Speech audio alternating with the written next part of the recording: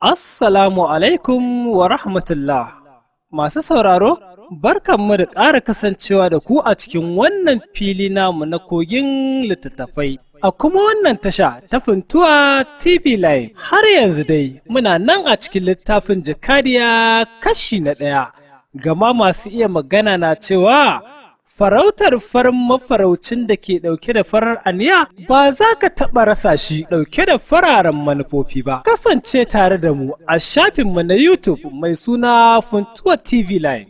Ku yi subscribing ku kuma danna ƙararrawa don samun dukkanin shirye-shiryenmu da zarar mun ɗora. Haka kuma ina ba masu turo saƙonni a shafukanmu na Facebook mai suna Funtuwa TV Line haƙuri a sakamakon rashin ganin amsoshinmu a kan lokaci. Funtuwa TV Line ba karatun littafi kaɗai take yi ba, akwai shirye-shirye da dama da take shiryawa take kuma gabatarwa don nishaɗantar da ku. Masu cewa Funtuwa TV Line ya kamata ta ƙara kawo wasu sababbin littattafai ɗin ta kuma rika ɗora su a lokaci guda. To albishirinku muna nan akan wannan shiri don farin cikin ku shine namu. Ku dai kasance da Funtuwa TV Line. Ku yi subscribe kuma ku danna ƙararrawa. Sharing ɗinku shine zai ƙara tabbatar mana da irin ƙaunar da kuke mana.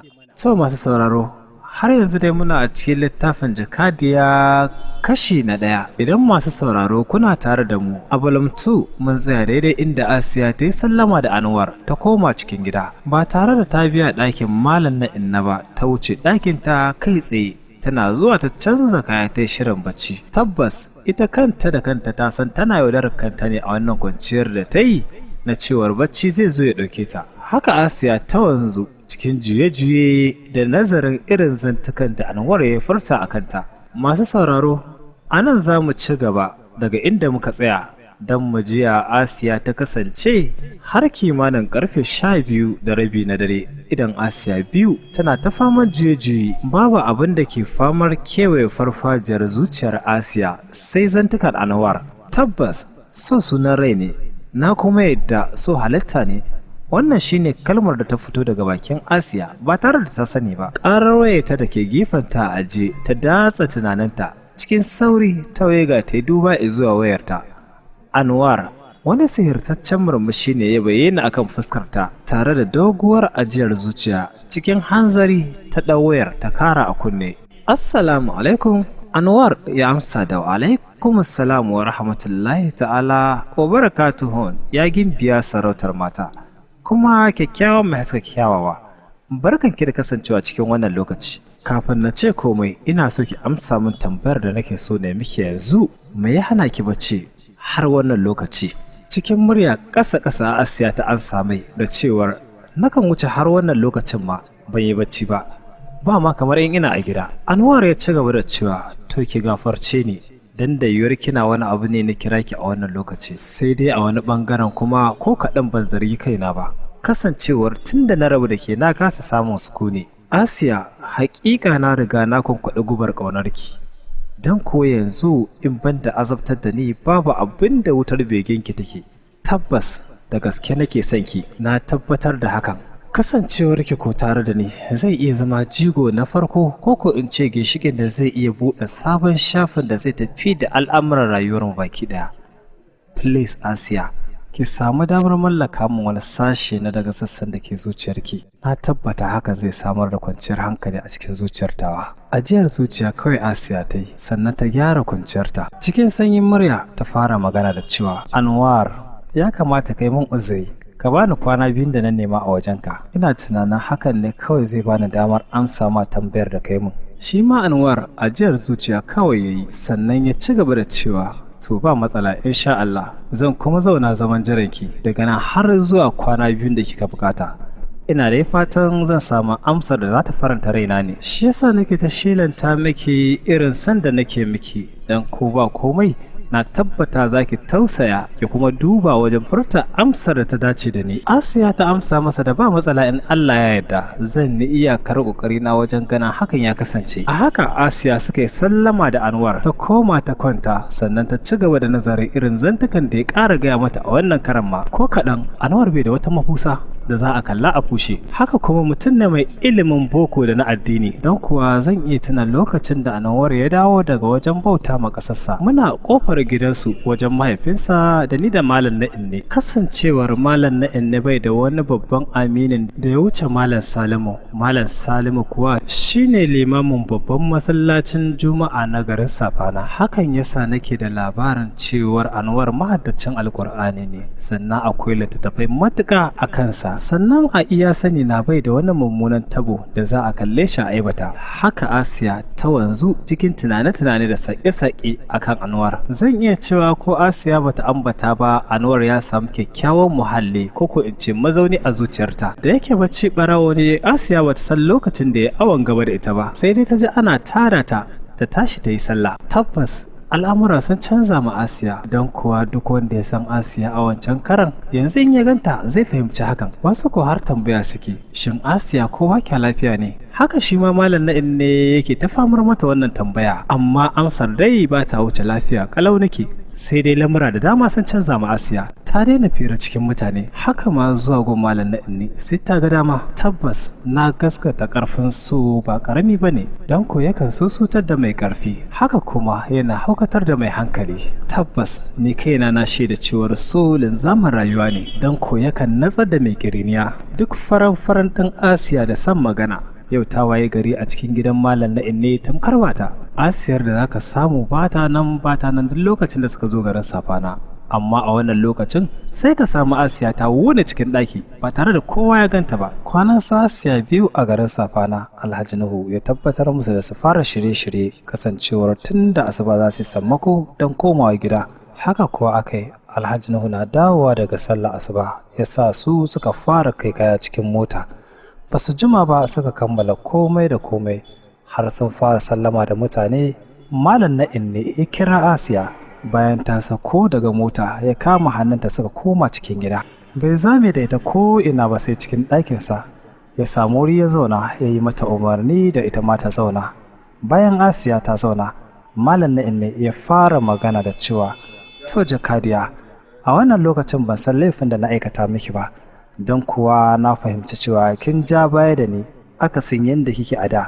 Ina so ki gaya min gaskiyar abin da ke damun zuciyarki, ko kuma wani laifi ne aka aikata miki wanda ke taɓoyo. Ya dai kamata a ce kin sanar da ni don in san yadda zan magance matsalar. Murmushi Asiya ta yi tare da girgiza kai, ta ce ko kaɗan babu wani wanda ya aikata min wani laifi, sai dai zan iya cewa kayi saurin gano cewar akwai damuwa a tattare da ni, don kuwa ko kaɗan ba na murna da tafiyar da zamu yau. Ina da bukata in zauna garin Safana na tsawon lokaci sosai, amma hakan ya ƙi samuwa. Wannan yana ɗaya daga cikin abin da ke damun zuciyata. Da za ka yi Abba magana, watakila zai iya bari na a nan. Wallahi kin ko kaɗan bana so na bar garin nan a yau. Malam Na'inne ya kalle ta cikin fara'a, sannan ya ci gaba da cewa, kin yi kuskure, da tun farko kika zantar min da hakan, ba makawa zan san yadda za a ki zauna. Amma yanzu kun shirya kun sa kayan ku a mota, daga baya kuma in juya in ce masa a'a a barki a nan. Kin ga bai kamata in aikata hakan ba, amma duk da yake cewa ko na ce a barki babu wani abu da zai iya furtawa a kai, ina mai baki hakuri.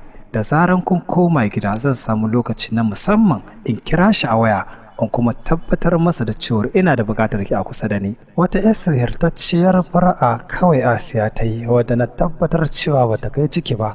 A haka ta kalle shi ta ce, ba damuwa Kin, in Allah ya yarda zan yi iyakar kokari na wajen ɓoye damuwar da ke a raina. Malam Na'inne ya kalle ta ya ce, haka nake so jakadiya. Ya kuma laluba aljihu ya ɗauko naira 10,000 ya mika mata, ya ce ga wannan kwasha ruwa a hanya. Sannan ya kamo hannunta suka fito suka nufi mota kai tsaye. Ko da suka isa har Alhaji Nuhu ya yi rubos da mota ya yi kwana yana jiran isuwarsu kawai. Malam Na'inne da kansa ya buɗe mata murfin mota ta shiga, ya kuma da ya rufe, yana ta faman yi musu fatan alkhairi tare da addu'ar Allah ya kiyaye hanya ya kuma kai su lafiya. Alhaji Nuhu ya ja mota suka kama hanya. Malam na inne yana tsaye har sai da motar ta bace, sannan ya koma cikin gida, shi ma ya samu wuri ya zaman sa. Idan ka bincika zuciyar Asiya kuwa babu abin da ke ciki sai sake-sake da tunane-tunane na ganin cewa ta tafi ba tare da ta yi wa masoyinta Anwar sallama ba. Har suka isa birnin Kano, Asiya bata ce da kowa komai ba.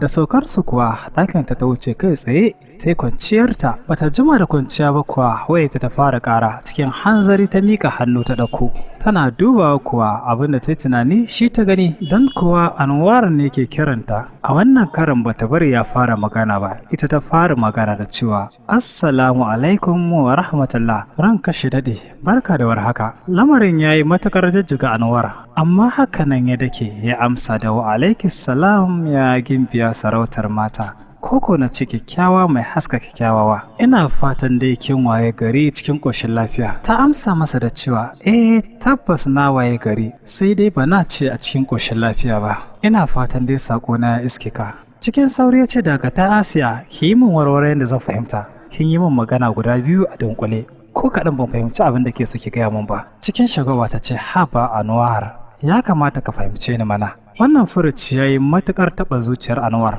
don ko bai taɓa tsammanin hakan a wannan lokaci ba. Asiya ta ci gaba da cewa sanar da ni abin da baka fahimta ba daga cikin zantuka na. Shi ma Anwar ɗan murmushi ya yi, sannan ya ci gaba da cewa Asiya, kin ce da ni kin kwana ba lau ba. Menene matsalar? Me ya same ki? Sannan kin yi magana akan kin bada sako a kawo min. Dan Allah sanar da ni wani irin sako ne kika bada? Anwar kenan. To daga cikin jerin gwanan tambayoyinka wacce kake so na ansa maka? Asiya, gaba ɗaya zaki ansa min, dan ko kin sa na a duhu. Na rasa ta ina ma zan fara. Asiya ta ci gaba da cewa Anwar gaskiyar magana ni kaina ban san ta inda zan fara maka ba. Yau ne ranar da na yi maka alƙawarin zan baka amsar ka. Na kuma so na gaya ma amsarka gaba da gaba, sai dai hakan na tabbata ba zai samu ba. A sakamakon sammakon da muka yi na barin garin Safana, dan zan iya tabbatar maka cewa yanzu maganar da nake ma ina a gidanmu da ke Kano kwance, sai dai hakan ba zai hana ni sanar da kai gaskiyar abin da ke zuciyata ba na dangane da kai. Anwar, hakika tun daga ranar da ka furta kalmar so a kaina, na kasa samun sukuni, haka kuma na kasa samun natsuwa, dan kuwa gaba ɗaya tunanina da nazarina ya ta'allaka a kanka ne. Tabbas ina son ka Anwar, so guda ɗaya kuma wanda ban haɗa shi da komai ba. Kamar yadda kake nema alfarmar mallakar sashen da ya fi kowane sashe girma na daga sassan da ke zuciyata, a wannan karan nema haka zan roƙa a wajenka. Ka samu nasarar mallakar zuciyata kamar yadda ka nema. Ina neman alfarmar ka mallaka min taka zuciyar kamar yadda na baka. Tawa, dan Allah Anwar, kada ka yaudare ni. Kada ka ci amanata, don ko kai ne mutum na farko da na fara mallaka ma zuciyata gaba daya. Bata irasa maganar ta ba, Anwar ya carfe ansa. Hakika san ki da gaske nake, Asiya ba zan ci amanar ki ba, haka kuma ba zan yaudare ki ba. Anwar da Asiya sun ɗau tsawon lokaci suna fira ta fahimtar juna, haka kuma kowanne ɗayansu ya ba kowa amanar kansa. Sai dai har a wannan lokacin zuciyar Anwar jike take da kunci da kuna a sakamakon rashin sallamar da ya yi da masoyiyarsa. Malam na inna kuwa tun da suka tafi shi ma ya kasance cikin damuwa da kuncin zuciya, musamman idan ya tunano 'yar alfarmar da Asiya ta roƙa wajen shi na ya yi ma mahaifinta magana a bar ta zanna a garin Safana. Kasancewar Malam na inna yana cikin 'yar damuwa, shi yasa yau ana kammala sallar isha'i ya nufi gida. Karfe 9 bata yi da kullewa ba, unguwar su Malam na inne ta koma sai ka ce wani filin yaƙi. Ko ta ina in banda ƙarar bindigu babu abin da kake ji. Hakan yayi matukar ta da hankalin mutanen Safana. Ko da Malam na inne ya ji ƙarar bindiga ta yawa sai ya taso da nufin ya rufe gida. Amma ina ko da ya zo kofar gida sai ya tadda gaba ɗaya maharban nan suna kofar gidansa ne. Suna ganin sa kuwa suka ce yawwa Alhaji Nuhu, dama kai muka zo ɗauka. Wani daga cikin su yayi sauran cewa ba Alhaji Nuhu bane wannan, Malam na inna ne. Muna da kyautata zaton Alhaji Nuhu na cikin gida da shi da iyalansa, dan haka za mu iya shiga mu fito da shi. Ko kaɗan hakan bai tada hankalin Malam na inna ba, kasancewar inda sabo ai an saba. Cikin ƙwarin gwiwa Malam na inna ya kalle su ya ce Alhaji Nuhu ya koma gida tun safe, babu kuma iyalinsa a cikin gidan nan, dan da su ya tafi kamar yadda ya zo da su. Ɗaya daga cikin barayin nan kuwa bai bari Malam na inna ya yi da rufe baki ba, ya datsa masa mari sannan ya finciko turo rigarsa yana mai faɗin tabbas in babu Alhaji Nuhu ai akwai Malam Na'in ne za mu tafi da kai kuma dole Alhaji Nuhu ya kawo kansa. Malam Na'in ne bai masa gardama ba haka ya bi su suka ɗora shi a tsakiyar mashin suka kama hanya. Garin Safana kuwa yadda ka san an yi ruwa an ɗauki don kuwa kowa ya yi gudun ta rayuwarsa duk da yake Malam Na'in ne yana hannun 'yan ta'adda suna faman zabga gudu da shi akan mashina amma hakan bai hana shi roƙon Ubangiji na ya bashi kariya ba in banda addu'ar neman mafita babu abin da yake yi a zuciyarsa yana mai faɗin haƙiƙa Ubangiji na kasance ni bawa ne a gare ka kai ne Ubangiji na ya Jalilul Jabbar ka bani mafita ka kubutar da ni daga hannun waɗannan bayi naka. Malam Na'in ne bai gushe ba yana ta addu'o'i har alfajir ya keto su kuwa in banda tsuga ga gudu cikin dokar daji babu abin da suke yi. A cikin garin Safana kuwa labari ya gama karwaɗa gari cewa an zo har gida an ɗau Malam Na'in ne. Makautan gidan Malam Na'in ne kaɗai ke karar da yadda lamarin ya faru kowa ko zaka ji ya buɗe baki zaka je yana masa addu'ar Allah ya bashi mafita ya kuma kubutar da shi daga hannun waɗannan 'yan ta'adda. Kai jama'a gaskiya mu zanna da kowa lafiya mu yi kuma zama cikin amana da aminci ina tunanin ko bayan baranka zaka samu shaida ta gari da kuma addu'o'i ta inda baka yi tsammani ba. Na furta hakan ne ta dalilin yadda naga mutane hankalinsu ya tashi suna cikin matukar damuwa akan kawai an ɗau Malam Na'in ne. Tuni labari ya isha Alhaji Nuhu cewar barayi sun zo har gida sun ɗau Malam Na'in ne. Alhaji Nuhu hankalin shi matukar tashi duk da yake an shaida masa cewa shi aka zo ɗauka da iyalansa ba a samu ba aka tafi da mahaifinsa amma hakan bai hana shi dawowa garin Safana ba. A ɓangaren Asiya kuwa da mahaifiyar Baraka babu abin da suka tasa gaba wanda ya wuce kuka ba ma kamar Asiya wadda tun da ta samu labarin an yi kidnapping ɗin Malam Na'in ne ta wanzu cikin kururuwa da matsakaicin kuka tare da faɗin cewa a bar ta tafi garin Safana. Hakan ya sa ko da Alhaji Nuhu ya tashi tafiya bai gaya musu ga inda zai tafi ba sai bayan ya isa garin Safana ya kira waya gida ya kuma shaida Baraka cewar yanzu haka yana a garin Safana. Bayan Alhaji Nuhu ya isa gidansu da ke Safana ya samu tabbacin yadda lamarin ya kasance. Cikin hanzari ya fita ya nufi wajen babban aminin mahaifinsa watan babban limamin masallacin Juma'ar da ke garin Safana. Sun jima kuwa suna tattauna matsalar tare da nazarin yadda za a samu mafita. Liman ya ci gaba da cewa Alhaji Nuhu addu'a ce kawai mafita a wannan lamarin. Mu roƙi Allah mu kuma sanar da shi damuwarmu duk da yake ya fi mu sani na tabbata zai bada mafita. Hakika mu bayi ne shine Ubangijinmu kuma mahaliccinmu babu ɗan adam ɗin da zai iya goce muƙaddararsa. Don haka addu'an nan kawai Alhaji Nuhu ita ce za mu tasa. Shi ma Anwar ya wanzu cikin damuwa da tashin hankali musamman ma daga lokacin da ya kira masoyiyarsa ya ji tana faman rusa kuka kamar ranta zai fita. Yana kunno kai kuwa da niyyar zai fito waje sai ya ido hudu da motar mahaifin Asiya watan Alhaji Nuhu. Cikin hanzari ya karasa fitowa ya nufi ɗakin liman inda yake ganawa da baki don ya gane ma idansa shin da gaske Alhaji Nuhu ne ya zo ko ko kalan motar ce kawai. To masu sauraro, ku kasance da mu a Volume 4 na wannan littafi mai suna Jakadiya don jin yadda za ta kasance da Malam Na'in ne a hannun 'yan kidnapping. Ku yi subscribing kuma ku danna ƙararrawa hakan ne kawai zai ba ku damar samun shirye-shiryenmu da zarar mun ɗora. Ni Aminu AA Funtuwa wanda na karanta wannan littafi na Jakadiya kuma marubucin littafin nake cewa da ku fatan alkai.